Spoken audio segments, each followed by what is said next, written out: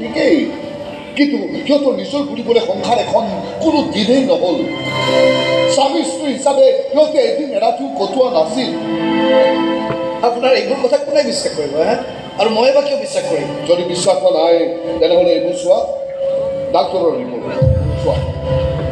বিয়া দেখোনলৈকে মন্দিৰা এনেকুৱা নাছিল, কিন্তু বিয়াৰ দিনা ৰাতি হোৱা এটা ভয়ংকৰ ঘটনাই তাইৰ জীৱনৰ গতিপথ সলনি কৰি পেলালে। মন্দিৰৰ পৰা বাহিৰে বাহিৰে তৰাৰ হাতেৰে ৰক্তিমে এখন ধাবাত মদ খাবলৈ সোমাইছিল, আৰু তাৰ পাছত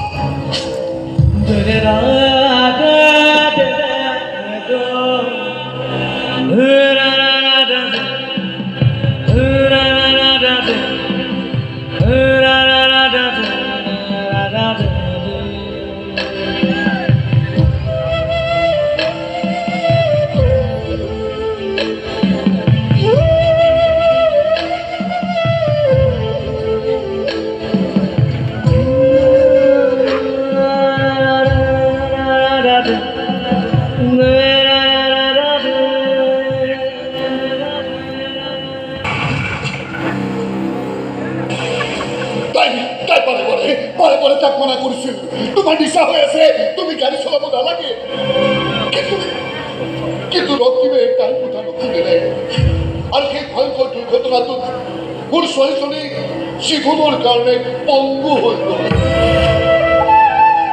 আৰু ৰক্তিম তাৰ বিশেষ একো নহ'ল, কিন্তু সেই ভয়ংকৰ দুৰ্ঘটনাটোত ভাগি গ'ল মোৰ ছোৱালীজনীৰ একমাত্ৰ সপোনৰ ঘৰখন। কিন্তু তাইও চাগে ভগৱানে কৰবাত ভাল হোৱাটো বিচাৰিছিল। আপোনাৰ ছোৱালীজনীৰ ইমান ডাঙৰ এটা এক্সিডেণ্ট হৈ গ'ল, তাৰ পাছতো আপুনি কৈছে ভালৰ বাবে হৈছে। আৰু কি নিষ্ঠুৰ পিতৃ আপুনি! মই নিষ্ঠুৰ মই, কাৰণ মই প্ৰেক্টিকেল মানুহ। মই নিষ্ঠুৰ নহ'ম কিয়? কাৰণ যিমানখিনি ভাল পোৱা তাই ৰক্তিমৰ প্ৰতি আছিল, এতিয়া সিমানেই তাক তাই ঘিণ কৰে। ঘিণ কৰে? য়েছ, ঘিণ কৰে। কাৰণ কাষত থাকিবলৈ এৰি সেই বদমাছটোৱে মোৰ ছোৱালীজনীক নিজৰ পত্নী হিচাপে মানি ল'বলৈ অস্বীকাৰ কৰিলে। আগদিনা হোৱা বিয়াখন পাছদিনাখনেই ভাঙি থাকিল। মন্দিৰত সিহঁতৰ মিলন হৈছিল ঠিকেই, কিন্তু সিহঁতৰ বিচ্ছেদ হৈছিল হস্পিটালত।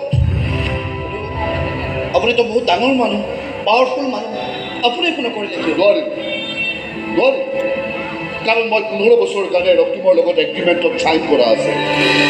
গতিকে সি এনেকুৱা তোৰ ওচৰত মই ভালেই পালোঁ, কাৰণ মোৰ দৰে এজন প্ৰেক্টিকেল বাপেকৰ বাবে মোৰ নিজৰ ছোৱালীজনী এটা নষ্ট পুৰুষৰ ড্ৰাইভিং চিটৰ কাষত বহি গোটেই জীৱনটো বৰবাদ কৰাতকৈ তাই পংগু হৈ থকাটোৱে মই বেছি ভাল বুলি ভাবিছোঁ। চোৱা, তোমাৰ লগত এগ্ৰিমেণ্টত চাইন কৰি মই ভূমি মিউজিকৰ বেনাৰত তোমাৰ এটা নতুন চিনাকি দিব বিচাৰোঁ। কাৰণ মই জানো তোমাৰ মাজত সম্ভাৱনা আছে, নতুনৰ প্ৰতিশ্ৰুতি আছে। মই হীৰা চিনি পাওঁ প্ৰবাল, তুমি মোৰ বাবে এটুকুৰা হীৰা, কহিনুৰ হীৰা। ৰক্তিমৰ দৰে মই তোমাক এটা ৰাতিৰ ভিতৰতে ষ্টাৰ বনাই দিম।